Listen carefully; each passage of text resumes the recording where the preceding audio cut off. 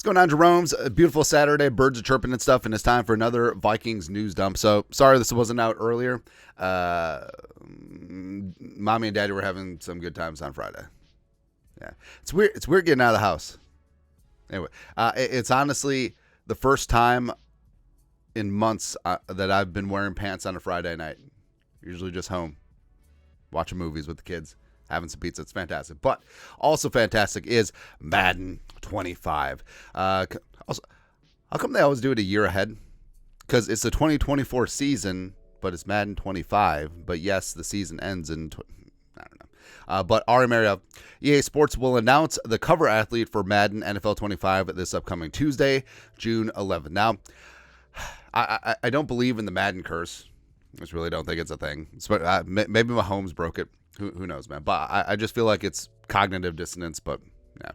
Now there is a lot of speculation that EA Sports, with the little hint teaser video, there's a lot of orange there that it could be Joe Burrow, it could be Burrow and Chase, it could be blah blah blah. Right. So either way, we know what the cover should be. Nas Reed. I wonder if Nas Reed could play in the NFL. I mean, 7 foot. I feel like he could be like a jump ball specialist on the outside, round the outside, move tight end. Like maybe he'd be like a rich man's N'Keal Harry. I don't know. I'd definitely be putting him on field goal block unit. That's all. But we all know what it should be. Super sexy. Or maybe JJ in the Winter Warrior uniform. Or maybe Ivan Pace Jr. Screw it, man. Screw it. But either way, it's going to be good to go. I'm not going to buy it because all it is, all bands are now are roster patches. So, yeah, is what it is. Speaking of Jefferson. So, on Thursday, the offensive line did an homage to Justin friggin' Jefferson. Dressed like JJ Day, offensive lineman, except for Darissa, respect. Wore very short shorts as well as had that tinted visor going on. I feel like Brian O'Neill definitely pulled this thing off. Now, I will say first, so I respect that O'Neill has the individual fingers taped versus gloves. I feel like that's a look and aesthetic that we need to get back to and be a proper country, because I love it when offensive linemen and linebackers just go with the tape versus the gloves. I wonder what started that. I don't know. Either way, you look good. Also, O'Neill wearing the excessive sweatbands, like the calf bands. It's good to go. But either way, like it's a good look. Like I said, frankly, I think all offensive linemen should have to wear visors. That's what it comes down to. And also tape fingers now. Yeah, screw gloves. That's all. There we go. Also, Justin friggin' Jefferson pictured the owner of the Minnesota Vikings and Ziggy. That's right. So Ziggy's all laughs. The ownership just cut Jefferson a big time check this week, but it's all smiles. And frankly, I mean, ownership should be happy about keeping Jefferson long term, because he truly is the face of the franchise. He is one of the most marketable players in the league right now. Frankly, I think Under Armour needs to do a much better job and make him their marquee player. Adidas has done really good with Anthony Edwards. Under Armour really needs to step things up, because I think that Jefferson could transcend just football fans. I think that he could be a brand, he could be an icon, he could do all that stuff, because I think that he's got the game to back it up. That's what you need first, but also I just feel like he does have a charisma that is very attractive in the marketing realm. So yeah, I think they should get on that. But Ziggy and Mark Wilf, Leonard Wilf, like even though they paid Jefferson big time, like what JJ is going to do to the value of this franchise, it's fantastic. It's very good. Also good. All right, so Kirk Cousins is back in the Twin Cities. Now, respect to Kurt. He's back for his youth football camp, and it would have been very easy to back out of that commitment once he didn't return to the Vikings and sign with the Atlanta Falcons. Did you know that his wife Julie is from Georgia? Yeah. So props to him there. But also, I feel like sinisterly, it's not so much his football camp as he heard that the Wilfs were just dropping some guaranteed cash all around this week. He's like, can I get a little some of that? Yeah. But also, what's interesting, so Kurt dropped by Milburn Clothing off Off of many recommendations from teammates and friends in the Twin Cities, I had to stop in Milburn Clothing today. I wonder if that was sponsored or if it was legitimate organic stopping in, because I don't know, like I feel like the tampering suit wasn't it. So I don't know, man. But also, was it reported that the Falcons and the Eagles tampering punishments would come down this week? Didn't happen. It's weird. Again, maybe a Rich McKay, CEO of the Falcons, on the competition committee. Not only on the head of the competition committee. Maybe that has something to do with it. I don't know, man. But either way, Kurt back in, like we said, it means a lot to those kids at that camp. So props to Kurt for following through on that. So there you go. Also following through, Kyrie Jackson. Ooh, he is for real. 4th-round pick out of Oregon. He put this out on the gram. Y'all keep letting these trainers fool y'all. Got y'all trying to look like the next Arnold Schwarzenegger. Woo. Then y'all feet be slow as ish with a wide back. Proof is in the pudding. So basically, he's saying is that training in the off season, specifically cornerbacks, I'm guessing because he is a corner, adding all this muscle and adding 10, 15, 20 pounds of muscle on the outside, and it could slow you down, certainly. And slow feet don't eat in the cornerback realm. Now, what's interesting is that Kyrie Jackson is one of the largest corners in the league now. He's 6'4", long arms.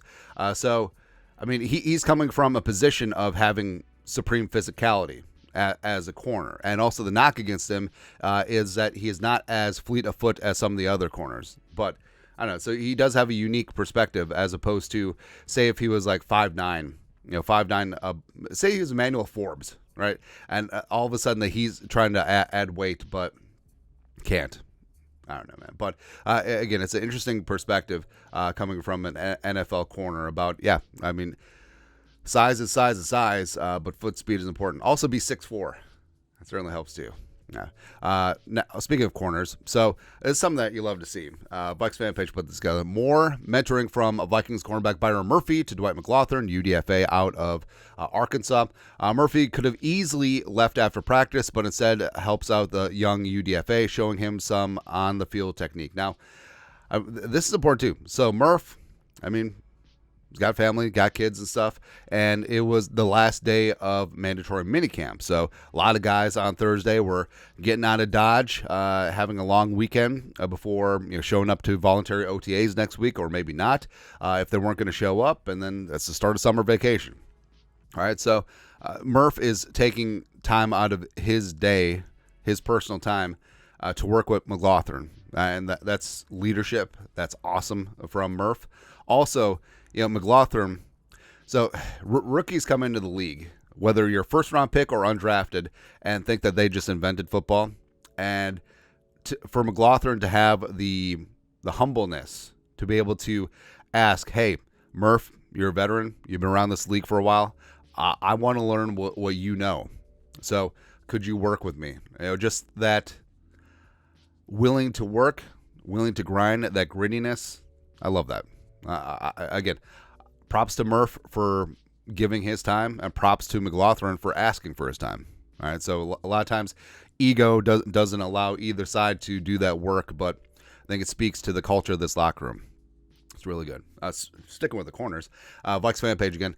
Vikings defender Josh Metellus on Shaq Griffin, the free agent coming in from the Texans. Quote, it almost gives me the same feeling as when we got Patrick Peterson. Shaq's a guy who has seen a lot of football, and he's giving us tidbits, especially the young guys in the corner room. And Griffin, by all accounts, has looked really, really good, and I think that he's going to be solidified at that left outside cornerback spot. And, I mean, Shaq's only 28. So this it's slightly different than the Patrick Peterson situation, who's a little bit longer in the tooth by the time that he got here with the Vikings. Now, P Squared had some great moments here with the Vikes, and of course he has a lot of wisdom. He frankly was, for a stretch, one of the best man-to-man cover corners in the league, and I think that he should be a future first ballot Hall of Famer. We'll see what happens, but Yeah, I mean, Shaq brings a lot of talent too, and especially since the Vikings want to play more press man, that's right up Shaq Griffin's alley. Like, he wants to be tough, physical, and aggressive at the line of scrimmage. Also syncs up with Blackman. Also syncs up with Kyrie Jackson as well. So I think that. Yeah, Shaq Griffin's going to be a fantastic signing, and I think that bargain basement, 1 year, just under $4 million, I think that's fantastic. I think it's a really, really good deal. Also, speaking of a good deal, I love capitalism. Not gonna lie, I'm a dirty capitalist pig, and I kind of love that this is like borderline dystopian. So, Dallas Turner was among a handful of rookies, including J.J. McCarthy, at the NFLPA rookie premiere.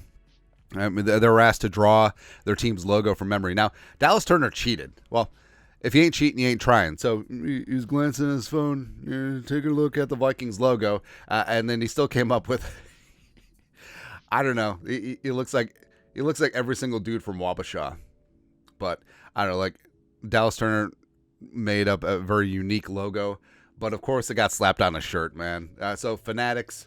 Homage through Fanatics, a Dallas Turner Ash Minnesota Vikings rookie paint tri-blend t-shirt, and it's got a signature on it. It's got skull, and it's got a drawing on it. No, it's even worse. I mean, they're selling this shirt for $38. I don't know, man. I don't like when did t-shirts start going for like $35? Like, I know, like, inflation and cost of shipping. And also, if you do like smaller custom batches, you don't get that batch discount. Fully understand that, but I don't know, man. Like, who's paying $40 for a t-shirt nowadays? I should really check myself, because maybe in our store show, maybe we sell t-shirts for $40. I don't know. I don't know, man. But again, I love the hustle. I respect it, and I want to see someone wearing this shirt. I feel like it's not bad. Oh, there you go. But that's it. That's Vikings news dump for this beautiful Saturday. You guys are the best. You know what to do. Skull production value.